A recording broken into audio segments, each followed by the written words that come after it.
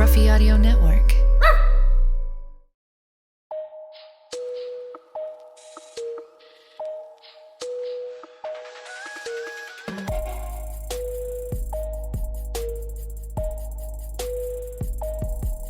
Hey, we're finally doing it. Okay, I want to introduce somebody that is a longtime friend. I don't know how to describe him as an uncle, a father figure, but I'm so glad that you were giving the time. I know your time is valuable to talk to me for 30 minutes. This is Jimmy Haslam Jr. Hi, Jimmy. Hey, Charlie. This is awesome. Now, you got to take me serious, Jimmy. It's loose. It's a podcast. But you got to take me serious, which I know we can't. You don't want me to tell you to shave or anything? No. Cut your hair, shave, tuck your shirt in. I got it.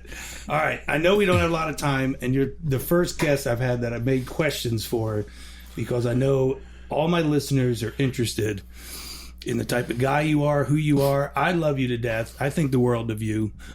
You come in this Woodgym.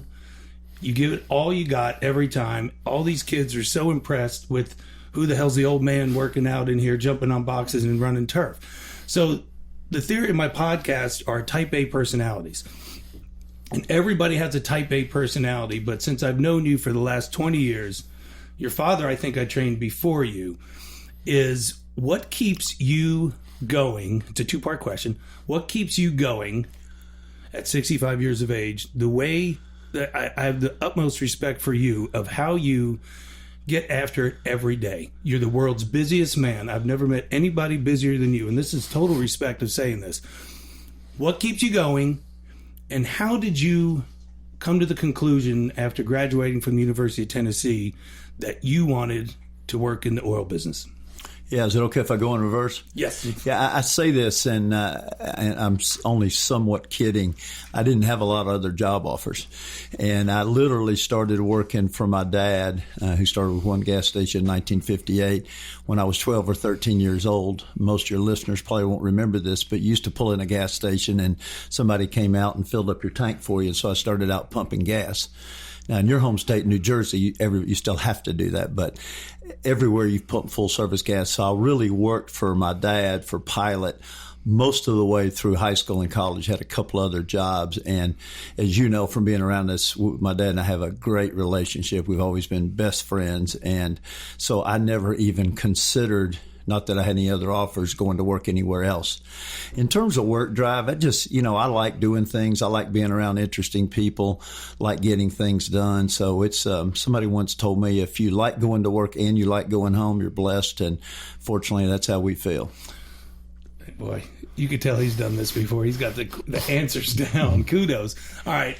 The next question that I always like, and everybody does the same with me, is can you give me just a day in the life of Jimmy? A day in the life of, like, from waking up to go to bed. Yeah, and it a little bit depends because we really work two places now. We work in Knoxville for PFJ, and then we work in Cleveland with the Browns, and both of them are just a distinct privilege. I don't get up as early as I used to. I usually get up at 5:45 or 6, and unless I travel that day and have to leave early or I'm out of town, always work out. So start out with a workout and then try to get in the office and be ready to go about 8:30. Always eat lunch with somebody in either our Browns facility or our PFJ facility. And then I don't go as late as I used to. I usually get home about 7-ish now, and Dee and I'll have dinner and talk, and we may watch a movie, may work a little bit, and then do it again the next day. Again, another great answer. I love it. All right, now, we're going to go quick because I know he's pushed for time. What made you get into the NFL ownership? And I knew from the Steelers, how did you always ask people like Chewy, I never knew how he figured out how to climb all the mountains. And he goes, man, just one day I wanted to start climbing the peaks of all the 7 peaks in the world. Like, I know you're a sports nut. I know you're athletic. You love doing all that stuff. We used to go to the Titans games all the time. I just never actually saw it coming. I don't know if anybody else did besides, your close friends and family. But how did you go, man, I want to get an NFL team? And what team, take the viewers and listeners, do you go, I want to try to call Art Rooney and get some of that? Or do you go, what's on the market? Yeah, let's start by saying there's a lot of luck in life. And as you know, because you've been around my dad so much, I grew up around sports. Dad played football at Tennessee. All we did growing up was play various sports or go watch sports. And once pilots started achieving at least a little bit of degree of success, we started thinking, man, it would be the dream of all dreams to own an NFL team. But they don't turn over very much. It's hard to get them. And one day out of the blue, an investment banker called me, and I'd had dinner with him about 10 years before. Because pilots always borrowing money to build more truck stops. And we were leaving, and it was a young man named Randy Campbell, and he didn't say much. And as we were leaving, I said, Randy, what do you do? And he said, well, my specialty is pro sports franchises. And I said, well, if anything ever comes up, give me a card. Literally 10 years later, he called, and he said, the Steelers need to bring in some outside partners. They want to bring in 4 partners. And would you be interested? And I thought about it, and I said, nah, we're really not minority kind of guys. So I passed. And he called back about a week later, and he said, do you ever go to Pittsburgh? And I said, and here's where the luck comes in. He said, matter of fact, I'm going in about a week. We just opened a truck stop right outside of Pittsburgh in Smithton, Pennsylvania. He said, why don't you go by and have lunch with Art and Dan Rooney? Well, like you and like a lot of your listeners, I love sports. I thought, well, heck, that'd be crazy. I'd take an hour and a half to go by see somebody like that. And I'll never forget this. They train, the Steelers and the University of Pittsburgh train in the same place. The University of Pittsburgh is on the ground floor. The Steelers are on the top floor. So I went in and introduced myself, here to see Mr. Rooney and Mr. Rooney. And they said, just going up to the second floor and somebody will be waiting on you. So I punched the elevator, went to the second floor like we've all done. And I don't care whether you like sports or not, whether you're, I think in the time I was in my mid-50s or you're, 10 years old, that door opened and there were 4 Super Bowl trophies in a case. And I go, man, that's pretty cool. Yeah. And went back and had lunch with the Rooneys. And the Rooneys' reputation is well-deserved. They are as fine a people as I've ever met. Dan Rooney, who just died, who, of course, is the author of the Rooney Rule that encourages diversity hiring, minority hiring. He was also ambassador to Ireland. I rank him up there with my dad. He's a great man. And Art is my age. So we hit it off and had a good lunch. And here's where it gets funny. So I came home and told Dad and Bill that I thought this is something that I wanted to look at. And Bill said, well, let me think about it. And Dad says, that's a terrible idea. You don't want to own minority. It's a lot of money. You're going to have no control. I don't know why you do that. So I said, well, they want me to come to New York and meet with the NFL and meet them up there. Why don't you go with me? And he said, sure, I'll do that. And the whole way up, he's dogging me about, why are you doing this? It's a stupid idea. It's a lot of money. You don't want to do this. Well, we get up there, and Dad played service football after he finished playing at Tennessee, and his coach was Al Davis, the famed Oakland Raiders coach and owner. And he and Mr. Rooney, of course, were great friends. And Al Davis and Mr. Rooney, well, Dad and Mr. Rooney hit it off perfectly, and Art and I guess it was Roger Goodell, the commissioner at the time, and I talked for a long time. We get back in the car to take us back to the airport, and I said, what do you think? And he goes, when are we going to do it? So he had the 180 turn. When we did it, we were honest with the NFL and the Steelers and said, listen, if a chance to own a team ever comes up, we'd love to do it. And after 2 or 3 years, the NFL started saying, okay, where would you want to own a team? And we said, well, it needs to be east of Mississippi because we got Pilot and all our family lives there. And one day they called and said, okay, it's the Cleveland Browns, and you have 1 month to negotiate a deal or they're going to put it on the auction block. And so we met with a guy named Randy Lerner, met him up in New York in the Hamptons, and over the course of a month, we're able to work things out with them. And like I said, there's a lot of luck involved. So it's one thing led to another, and we sold our stake in the Steelers and bought our stake in the Browns. So when did you purchase some of your stake in the Steelers? What year? Let's see. I'll tell you a funny story, Charlie. I think we were contacted in July of 2008, went up there the first time in October of 2008, and the Steelers were having just a so-so year, and they went on a hot streak, or in 2007, I'm sorry, and they won the Super Bowl in 2008. So we're down on the field. I remember looking over at Dee. She's 10 feet from Ben Roethlisberger. The confetti's coming down. It's a totally surreal moment, and we hadn't even written a check yet. So we got these big Super Bowl rings, hadn't written a check yet, and that was the first year. The third year, we went to the Super Bowl again and lost to Green Bay. Aaron Rodgers had a tremendous game, and I thought, well, this isn't that hard. And then, of course, since we've been the Browns, it's been a huge struggle because it's tough to learn pro football.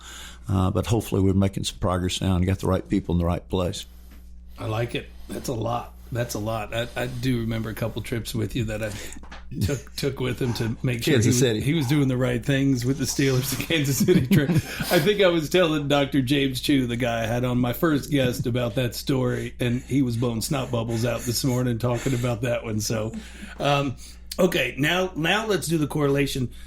How is it different running pilot to the correlation or a parallel to the Cleveland Browns? Because Pilot Travel Centers, how you merged the Flying J and Pilot Travel Centers was amazing. And that took a lot of time. We were training. You were always out in the parking lot and going, hey, I'm still on a phone call. I saw it in you of how you grew that, but you were actually here for that. You were on site a lot more. Remember we talked about that? Yeah. So how was the correlation? I think it's different, and I'll make the analogy to Art Rooney. Art's grandfather, they called him Chief. He was Art Rooney the first, started the Steelers. So that was their family business. My father, Jim Haslam, started Pilot, which became Pilot Flying J. So we grew up in the business, and as of now, I've worked here 43 years. At that time, when we bought in the Steelers, I'd probably worked there 33 years. So when you grow up with something, Charlie, and it'd be like you in training, it's pretty much all you've done your adult life. You have a really good feel for it. And then you think, well, owning another business, success will come easy, but it's different. And we didn't grow up with the business, number one. And number two, at that time, we weren't really living there. We had a home, but we're going back and forth mainly in Tennessee, and we're still running Pilot Flying J. So, candidly, we underestimated the amount of time and effort it takes to be successful as an NFL owner. So it was a steep learning curve, and I doubt I'll ever know as much about an NFL franchise as I do about Pilot Flying J, just because we've done it so long. Yeah, because I remember sitting on the end of the bench, I don't know, 4 or 5 years ago, because, this guy gets beaten up from the media left and right. It's so surreal watching ESPN, and you're getting just tanked. And I said, Jimmy, what have you learned about being an owner in the NFL? And, he's dog tired. He's just finished a dumbbell bench, and he just looks up and goes, I learned I have a lot to learn in the NFL.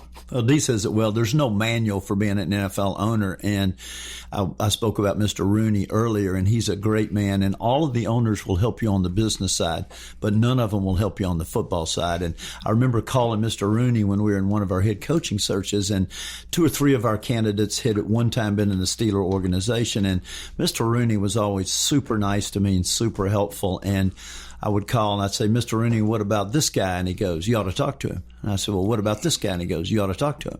He says, well, what about this guy? And he goes, you ought to talk to him. And I said, thanks, Mr. Rooney. I appreciate your time, because it was clear he wasn't going to help me one iota. At all? No. Wow.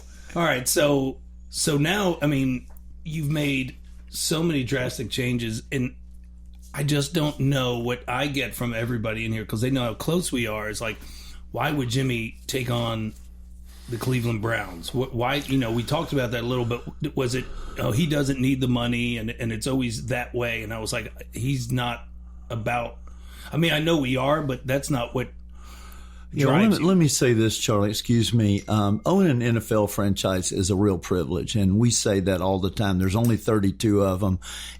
It's a great group of partners you have. The NFL is exceptionally well run. It's the premier sports league, not only in the country, but in the world. So to be part of that is a real privilege. So even through the bleakest times, we never once, despite what you might have read, said, I wish we hadn't have done this, or we don't like this. We just figured we'd keep plugging away at it. So it's a challenge. It's interesting. It's fun. What we underestimated is how high profile it is. So when you win a game, or you lose a game, or you draft the wrong player or hire the wrong coach, everybody knows about it. We have good months and some less good months at Pilot, but the only people that know about it are our management team. We make some good hires, occasionally some bad hires, but we're the only ones that know about it. In the NFL, particularly in today's social media age, everybody knows everything. It amazes me when we make a trade or sign a player.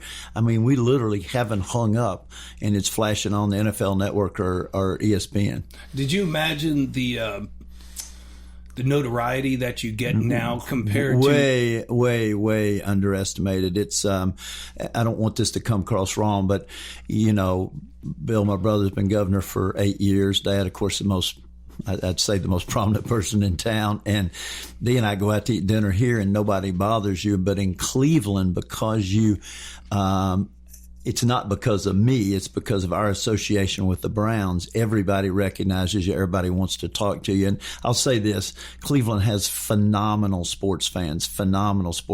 I'll make this analogy to your listeners who are here in Knoxville and Big Orange Country. Just as Tennessee, Knoxville rises and falls with how well the Vols or the Lady Vols are doing, Cleveland is the exact same thing with the Browns. And that's why it was so exciting to go on that winning streak last year. And the fans, after we signed Odell and brought in some other players, and with Baker's emergence, are fired up to the max. So I've been out with you here before. I've been out with you in South Florida before, but that was when you were Jimmy Haslam, the pilot.